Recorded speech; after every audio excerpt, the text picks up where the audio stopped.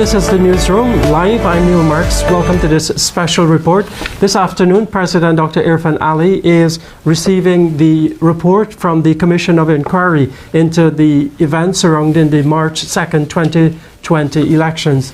As you may know, those elections ran on for a period of 5 months, ending on August 2nd, 2020, when Dr. Irfan Ali was sworn in as President of Guyana.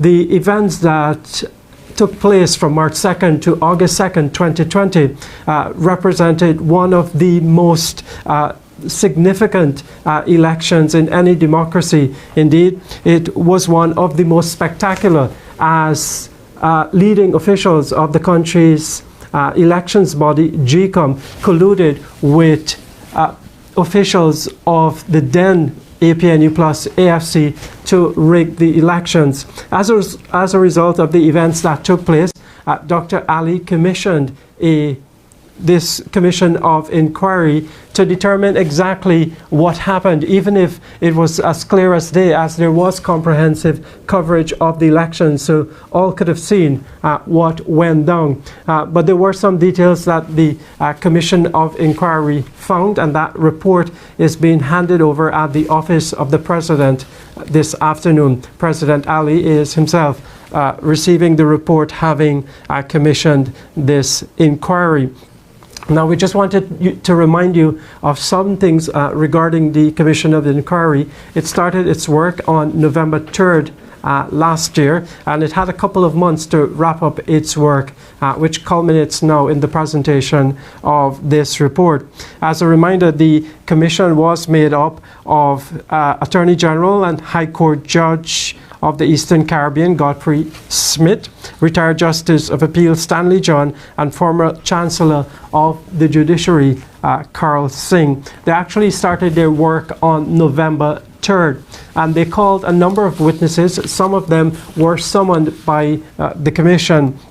13 persons invoked their right not to testify before the Commission or to incriminate themselves, or they chose not to present any evidence to the Commission. We noted also that 26 witnesses did appear before the Commission. They either presented written statements, photographs, or video evidence to the Commission, and then they went physically to testify, to give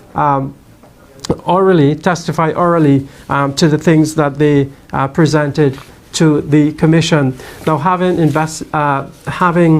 considered all of the evidence presented to it, the Commission was able to come up with its report, which, as we said before, is being presented to President Ali at the office of the President this afternoon. And so we're live to bring you the presentation of that report. President Ali will no doubt make remarks at the presentation of the report. As a reminder, the Commission of Inquiry had certain parameters within which it had to operate, what is called the terms of reference. And so we remind you that their job was to inquire into relevant circumstances and events surrounding the March 2nd, 2020 elections and events that unfolded after that. I want to read to you this specific part where, in the terms of reference, it said that the Commission was to inquire into the counting, ascertaining, and tabulation of votes polled and the public declaration of those results by the returning officer of Electoral District Number 4 and other election officers as prescribed by the Representation of the People Act, Chapter 103, called the ROPA, which is really the Principal Elections Act. And the Commission then was to establish what attempts, if any, were made to obstruct, frustrate, subvert, and prevent the counting, ascertainment, and tabulation of votes polled and the declaration of the true results of Electoral District Number 4 as prescribed by the said Representation of the People Act.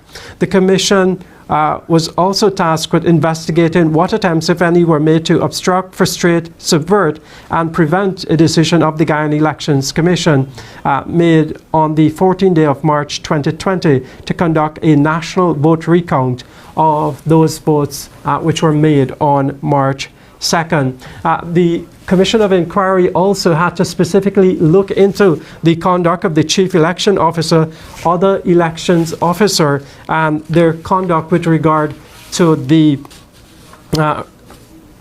conduct of those elections. And of course the Commission was tasked with making recommendations. We will present to you the findings of the report once it is presented to President Ali this afternoon at the Office of the President. So we invite you to stay tuned as we bring to you the live handing over of the report, as we said, of the Commission of Inquiry into the events surrounding the March 2nd, 2020 general and regional elections. My colleague Vishani Raghavir is at the Office of the President, and she will come to us live shortly after this, just before the presentation of the report to President Irfan Ali.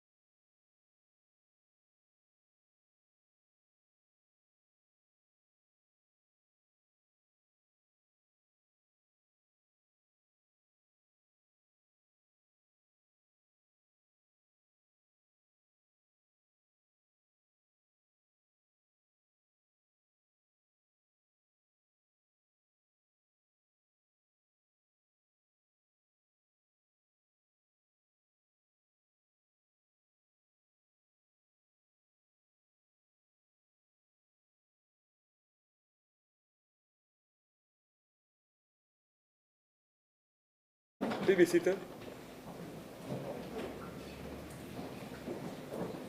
His Excellency President Mohammed Irfan Ali, Honorable Prime Minister Brigadier Mark Phillips, Honorable Mansour Nadir, Speaker of the National Assembly, Honorable Vice President Sabar Jagdeo, Anil Nanlal, Attorney General and Minister of Legal Affairs, the Honorable Gail Teixeira, Minister of Parliamentary Affairs and Governance, Honorable Robson Ben, Minister of Home Affairs, Captain Gerald Gavaya, National Security Advisor, the Honorable Members of the National Assembly, distinguished members of the Diplomatic Corps, Justice Claudette Singh, Chairman of the Ghana Elections Commission, and commissioners of that commission, retired Justice of Appeal Stanley John, Chairman of the Commission of Inquiry,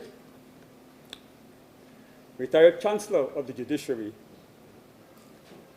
Carl Singh, Commissioner, legal counsel to the Commission and members of staff of the Commission of Inquiry, invited guests, members of the media, colleagues. On behalf of His Excellency Dr. Mohammed Irfan Ali, I would like to welcome you to the Office of the President, and more particularly to this, the presentation of the report of the Commission of Inquiry into certain events connected with and being part of the general and regional elections of the 2nd of March, 2020. The tabulation of the results of that general and regional elections was marred by controversy and allegations of attempt to frustrate the democratic will of the electorate. This led to several legal challenges, both in the local and regional judiciaries, condemnation by international agencies and foreign countries, and an inordinate delay in the declaration of the results.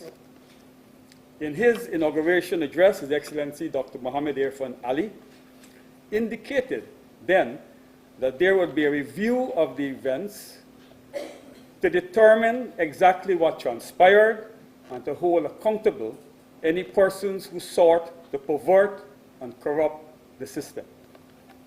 In the pursuance of that objective, His Excellency President Ali appointed a commission of inquiry comprising eminent Caribbean jurists on the 13th day of September 2022. The commission was mandated to inquire into the matters set out in the terms of reference and to make such findings, observations, and recommendations arising out of its deliberations.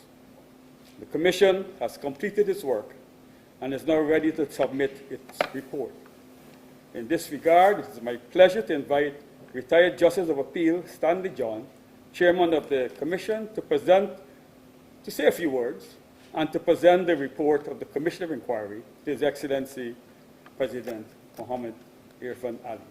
Thereafter, the President will offer remarks.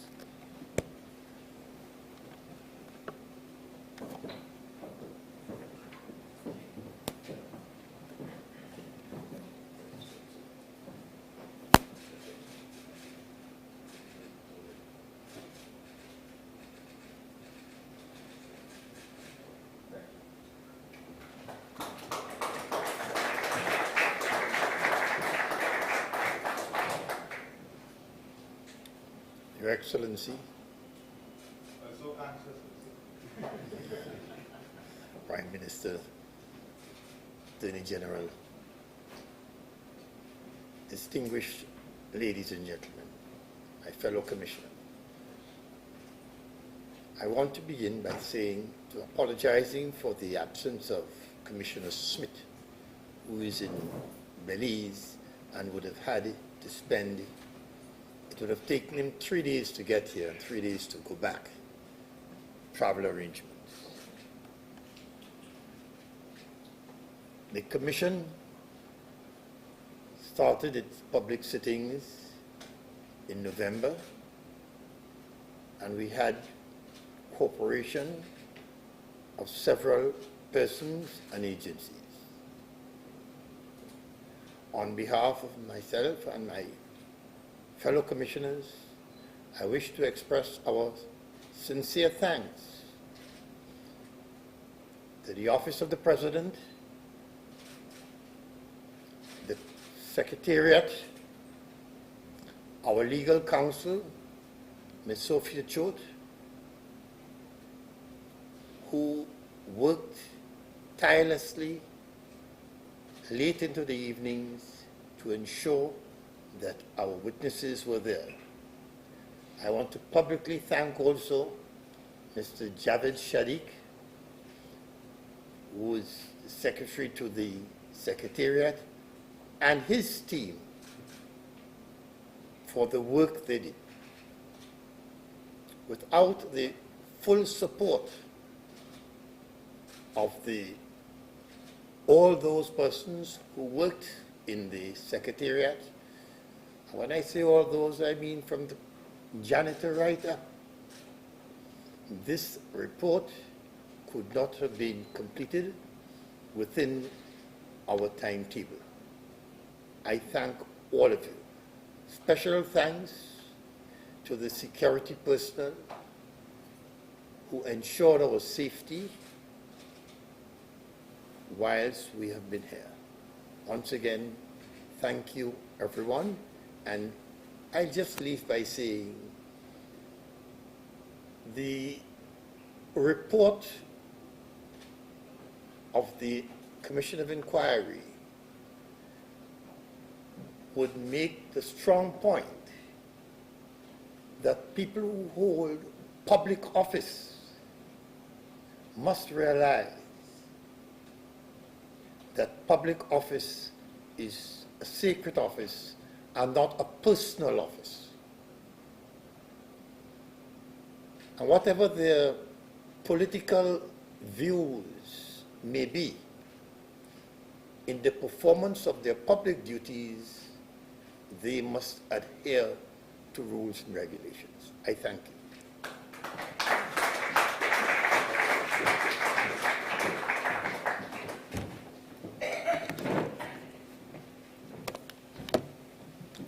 Thank you very much. Distinguished ladies and gentlemen, members of the press. General and regional elections were slated for and duly held on the 2nd of March 2020. However, the results of those elections took 5 months to be declared by the Guyana Elections Commission.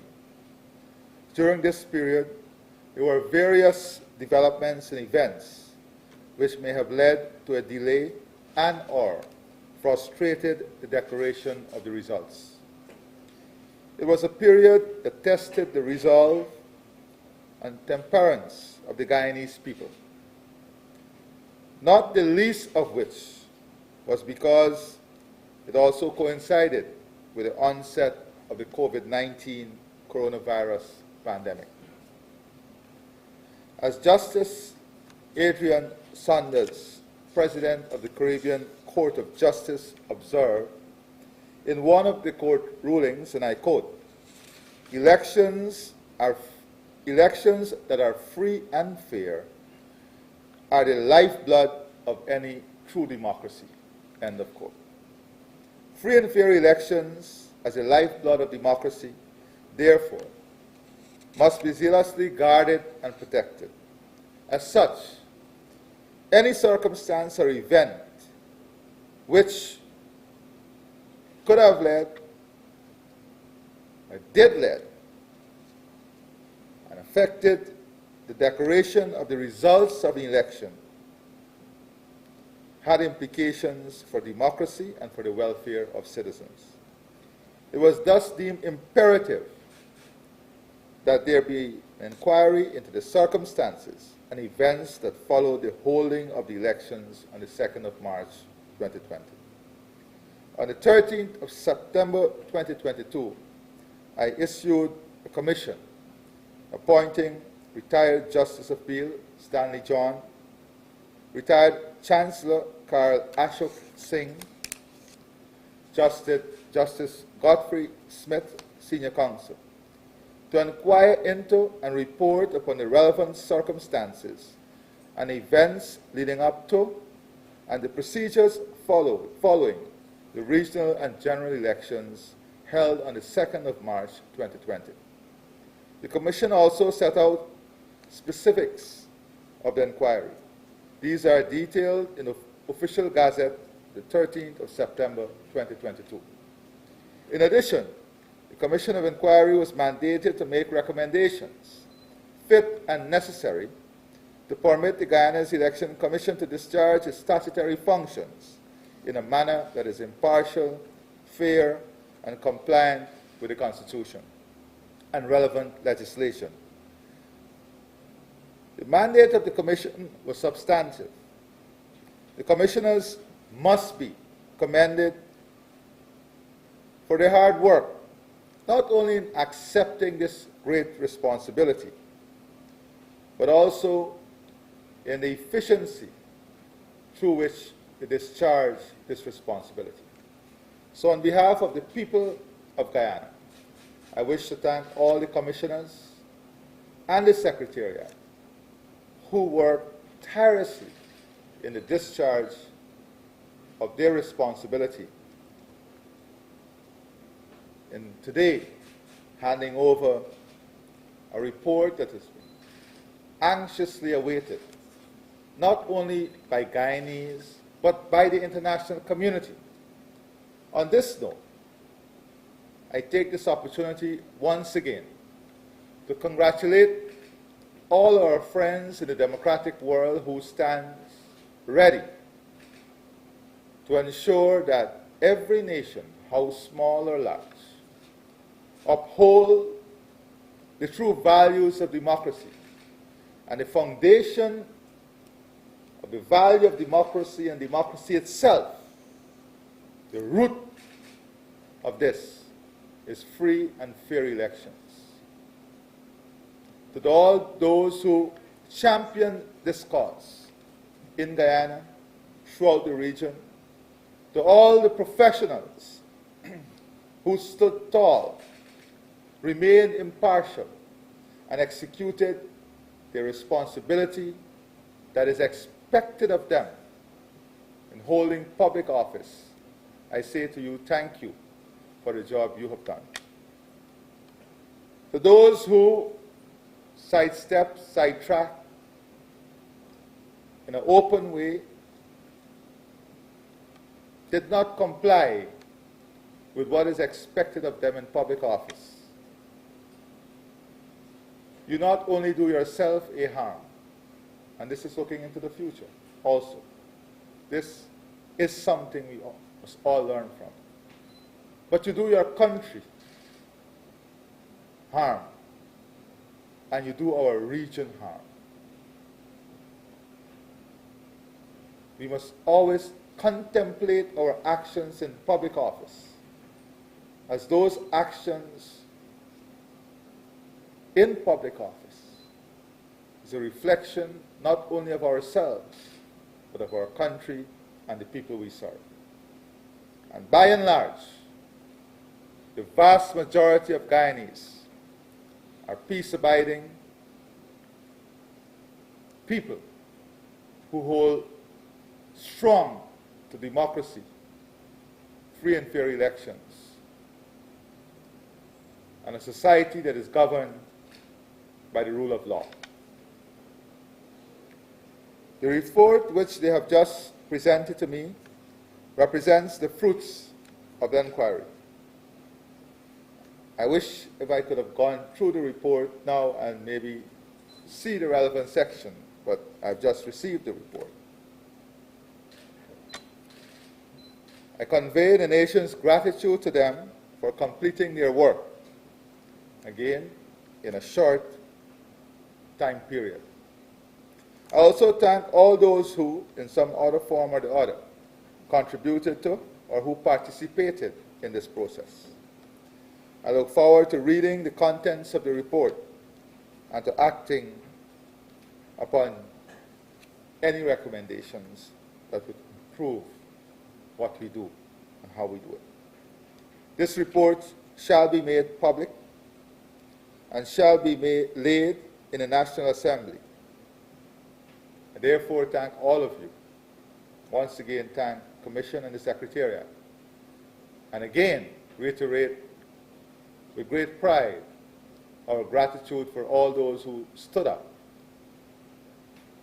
for democracy, the rule of law, and in so doing, stood up for Guyana. I thank you, and God bless you.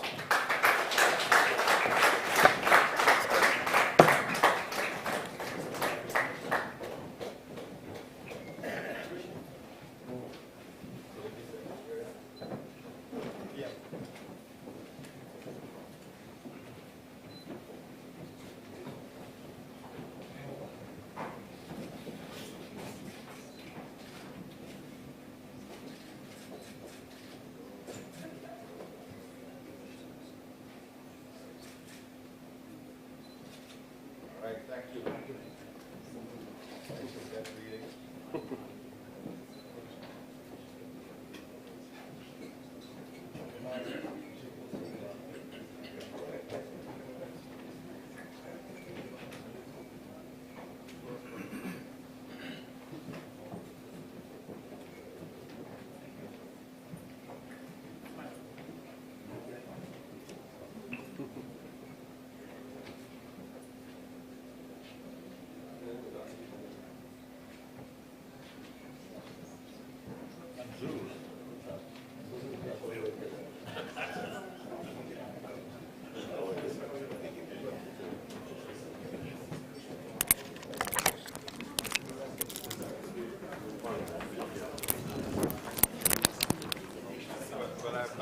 recommendations. I just received the recommendations. I just received the report. So I'm going to go through the report in detail and to see exactly what are the contents of the report. I'm hopeful that they can get the report also to the media almost instantaneously, so that you too will have opportunity to report on what is in the report. Sir, there's some controversy brewing with the former permanent secretary of the Home Affairs Ministry. I don't know about any controversy. Her phone was seized. Are you concerned about that by the U.S. authorities? Listen, I am not aware of any controversy. I have spoken to the Minister of Home Affairs, and there is absolutely no issue for the government of Ghana. The government of Ghana, we have no issue. So I don't know about the controversy. You know, I was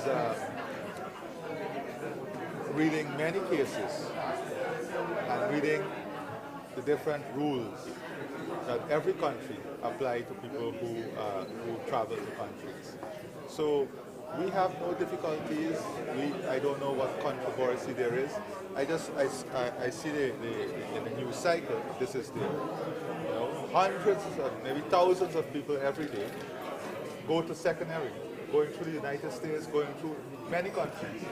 They're going to, I'm sure many people in the media might have had the experience going through secondary. So for us, as a government, we don't have a controversy. Well, this is the permanent secretary of the ministry responsible for public and national security. Her phone seized, her laptop seized. Her what? Her laptop seized.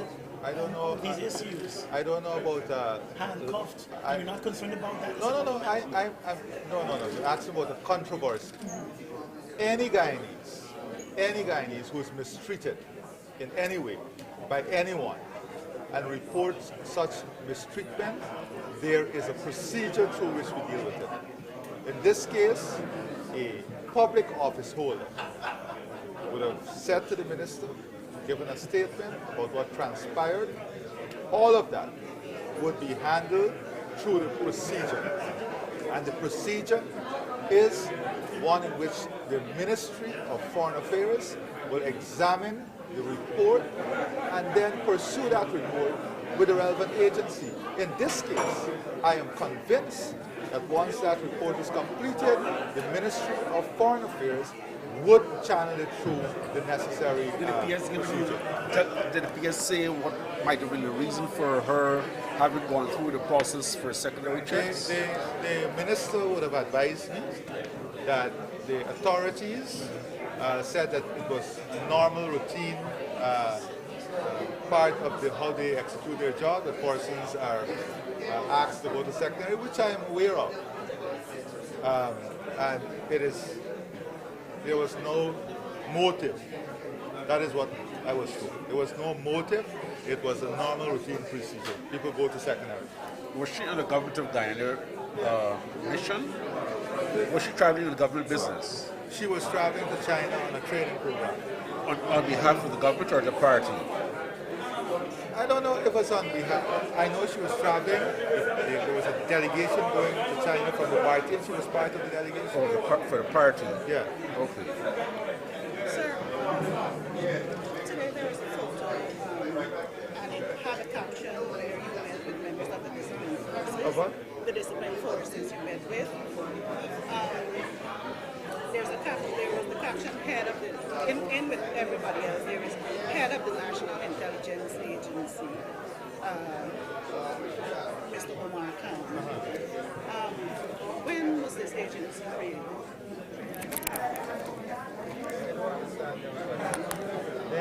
We all know when the agency was created. It was created years ago.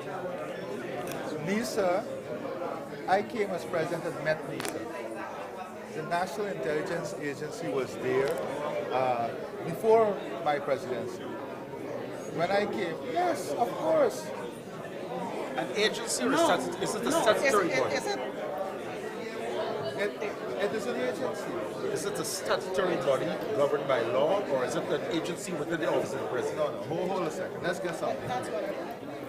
The National Intelligence, NISA, has been operating for a number of years, over a decade.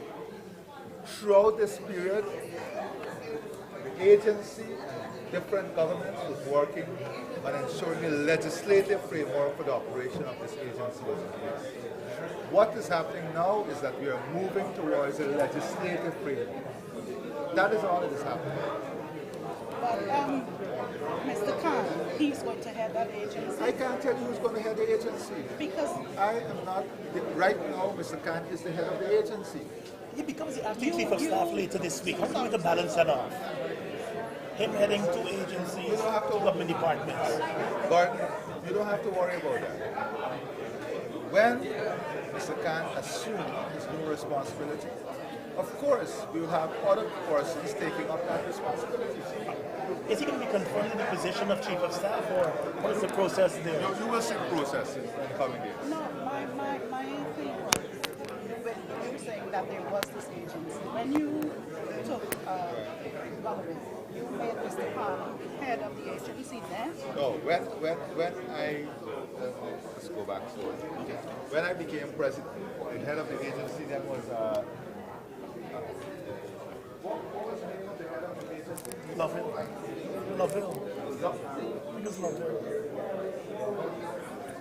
Bruce Lovell. Anil.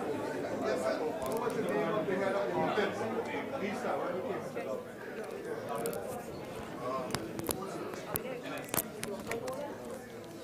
Who was the name?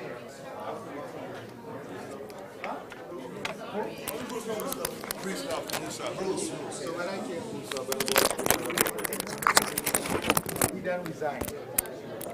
A couple months into my presidency, Bruce Lovell resigned as the head of the agency. It was then that Omar was appointed as the head of the agency. But was this an agency per se? Well, because what I'm It's an looking at, agency. no, I've done research on this It's an agency. agency. There has never been anything mentioned Well, I am about an telling agency. you- There has been I am committee telling you, meetings no, with no, no, no, heads no, no, of no, no, the top absolutely brass. not, absolutely not. This agency existed. This agency existed.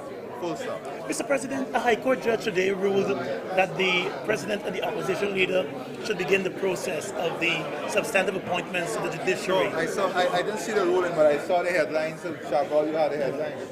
you're- That the president is not in breach of anything. Of the Constitution, but urging two sides to I've meet said and this say. many times. I am aware of my constitutional responsibility, and you can be assured of me executing my responsibility in accordance with the Constitution. It's been 3 years, though. It's been 3 years. Why not? It'll Why be not? many years, not only 3. You had 5 years of the opposition. You forgot that? So you plan You waiting had- 5? Oh, if you want to deduce that, that is not what I'm saying. I'm saying I will execute in. I can't give you a time frame, but I will execute my responsibility in line with the Constitution. But I'm correcting you. It has not been 3 years. Of your presidency. It has been 3 years of my Yeah, that's what I'm talking presidency. about. Yes, but it's been not 3 years. Yeah, longer than that. President, when will the JSC be appointed? That I can tell you is coming very quickly. But you did say so. We have to appoint the Public Service Commission because that has a bearing to the JSC. The chair of the Public Service Commission has to be a member of the JSC. We have now, the Senior Staff Association has just submitted their name to Parliament. I'm now in the process of submitting additional names that is required of me in accordance with the Constitution for the completion of the Public Service Commission.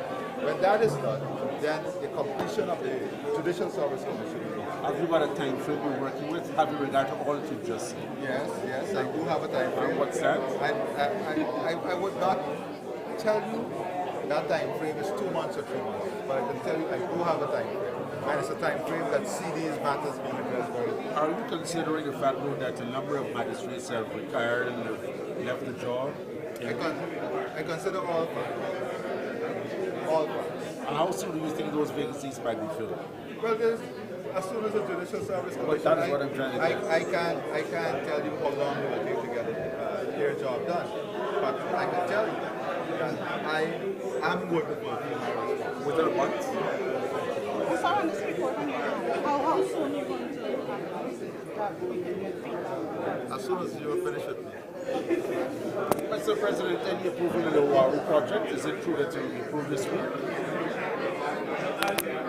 My brother, I can say to you, we are not, this government is not going to shy away or hide anything. When we approve that, or if we approve that, you will know. But Hess is saying that they expect it to be done this week. Have you given them that assurance? Hess? Yes. Hess can say what they want to say. Exxon can say what they want to say. When the government is ready to say what we want to say, we will speak openly and transparently. Thank you.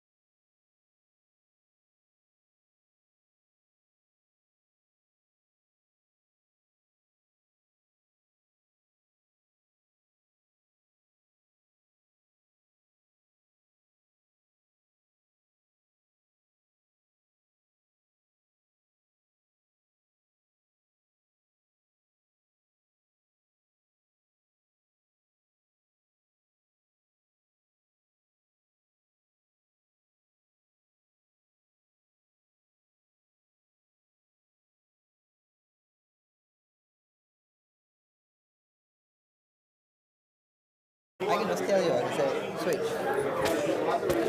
I can just tell you switch. Push under my hand och håller på. Push under my hand.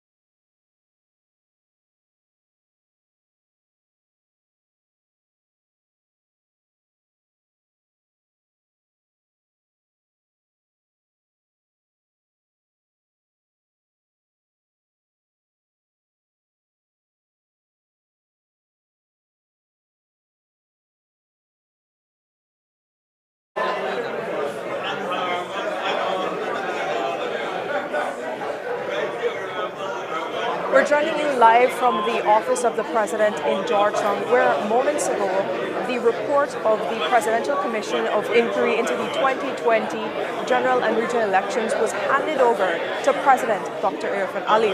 Now that report was handed over by the chairman of the commission, Justice of Appeal, retired Justice of Appeal of Turks and Caicos, Stanley John. Now, in brief remarks, Mr. John asked persons who hold public office in Guyana to remember that holding public office is something sacred and not something personal. The President, Dr. Irfan Ali, later spoke, but neither of them disclosed the reports of those findings.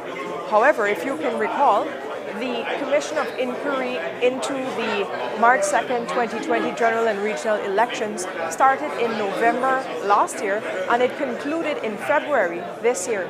Now, over those months, several persons have been called before the Commission of Inquiry to testify into the events surrounding the March 2nd, 2020 general and regional elections. If you were following the Commission of Inquiry, you would know that many persons spoke about the events that unfolded at the Ashman's building, which was the District 4 GCOM Command Center.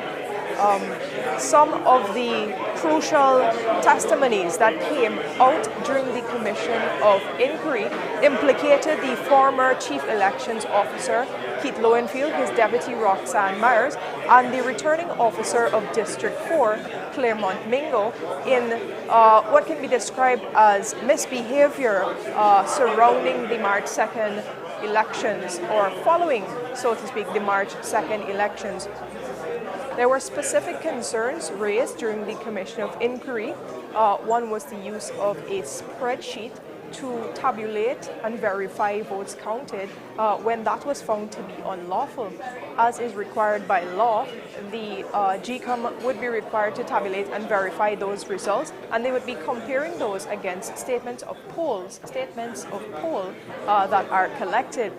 Additionally, there were other concerns raised that included the declaration made by District 4 returning officer Claremont Mingo when he famously or infamously declared results for District 4 at the Ashman's building on March 5. The results he had declared were found to be inaccurate. And those results, those inaccurate results that he had declared, would have given at the time, the coalition UPNO AFC government a win, when in fact it was the People's Progressive Party overall that won the March 2nd, 2020 general and regional elections. Now, coming back to the Commission of Inquiry, as President Dr. Irfan Ali reminded those of us gathered here at the office of the President today, he was the one who decided to, he was the one who commissioned this Commission of Inquiry months after assuming office. In addition to Justice Stanley John, who chaired the Commission of Inquiry, he was supported by former Chancellor of the Judiciary in Guyana, Carl Singh, and the High Court Judge of Belize, and former Justice of Appeal in the Eastern Caribbean Supreme Court, Godfrey Smith. Evidence during the inquiry was led by Trinidadian Senior Counsel Sophia Choate, and other counsels included Natasha Vera and Kioma Griffith.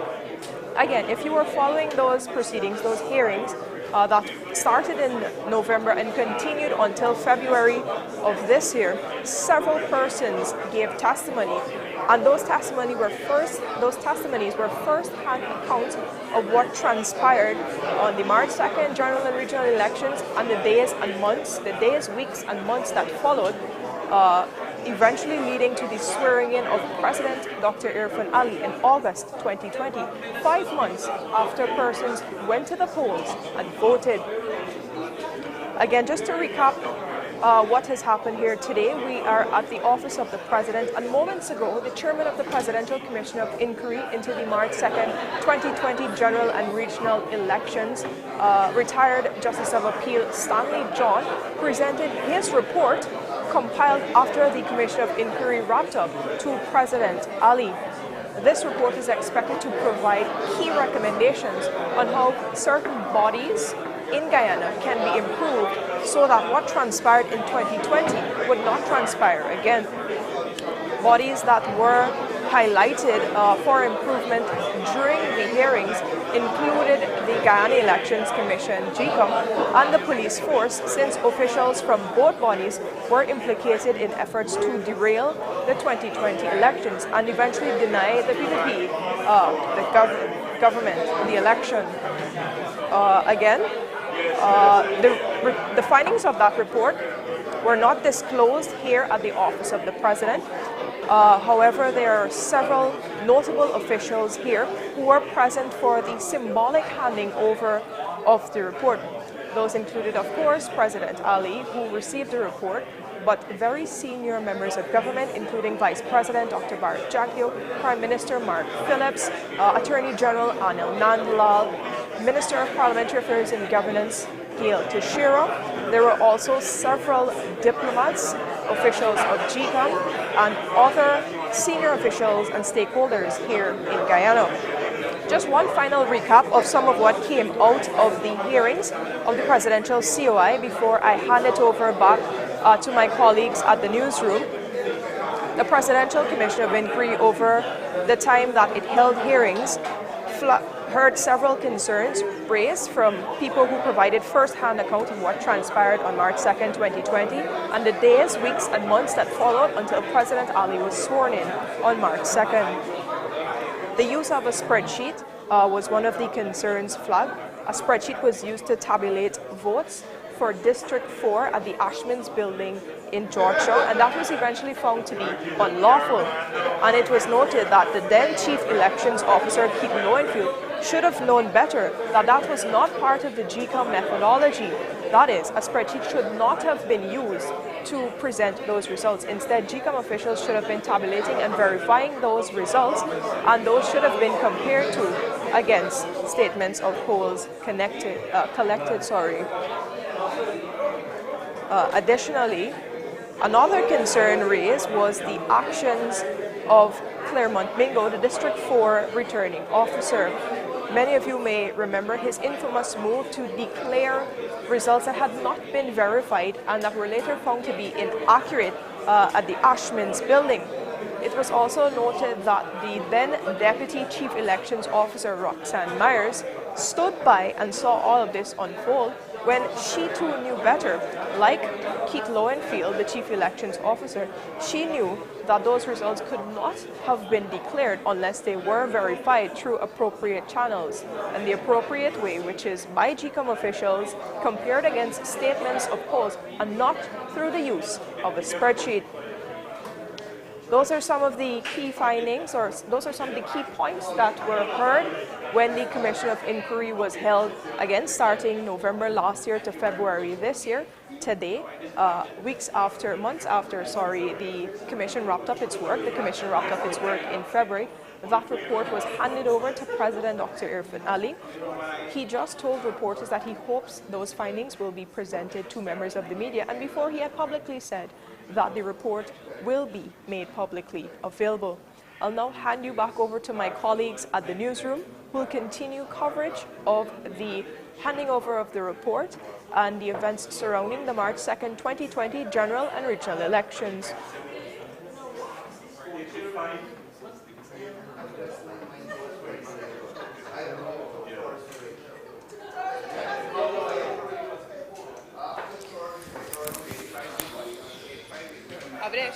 Yeah, help me.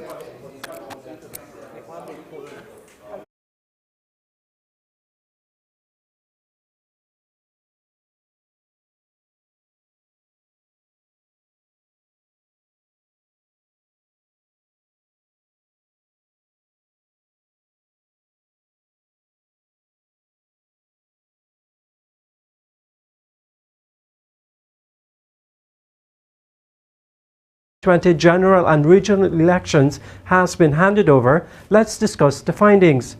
To many, some of what the Commission of Inquiry found may not be surprising. Over the 5 months from Elections Day on March 2nd to the swearing in of the new president on August 2nd, 2020, general and regional elections has been handed over. Let's discuss the findings. To many, some of what the Commission of Inquiry found may not be surprising. Over the 5 months from Elections Day on March 2nd to the swearing in of the new president on August 2nd, 2020, general and regional elections has been handed over.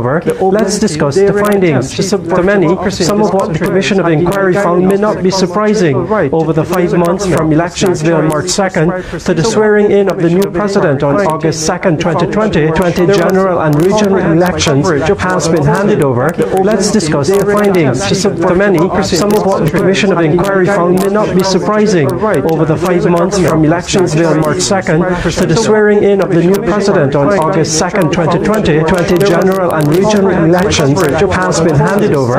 Let's discuss the findings. To many, some of what the Commission of Inquiry found may not be surprising. Over the 5 months from Elections Day on March 2nd to the swearing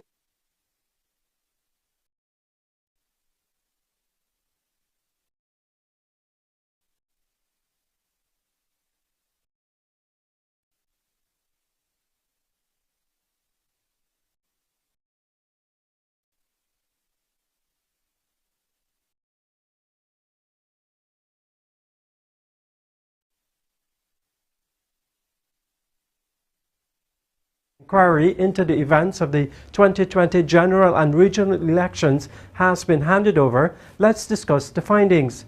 To many, some of what the Commission of Inquiry found may not be surprising. Over the 5 months from Elections Day on March 2nd to the swearing in of the new president on August 2nd, 2020, there was comprehensive coverage of what unfolded. The open, daring attempt to subvert democracy in this country and deny Guyanese their constitutional right to choose a government of their choice. So what did the Commission of Inquiry find? It found that there were shockingly brazen attempts by Chief Elections Officer Keith Lowenfield, Deputy Chief Elections Officer Roxanne Myers, and Returning Officer Claremont Mingo to derail and corrupt the statutorily prescribed procedure for the counting, ascertaining, and tabulation of results of the March 2nd elections, as well as the true declaration of the results of that election, and that they did so to put it in unvarnished language of the ordinary man for the purpose of stealing the election. The Commission used very strong, definitive language in their findings. They described what happened as a sad and shameful chapter in the electoral history of Guyana, in which the integrity of and trust in the electoral system of Guyana was undermined and temporarily overthrown by the shenanigans of election officials at the highest level of the system. A number of persons were summoned to give evidence before the Commission. Of those called, 13 invoked their right to remain silent or not to incriminate themselves, or otherwise declined to provide any evidence to the Commission.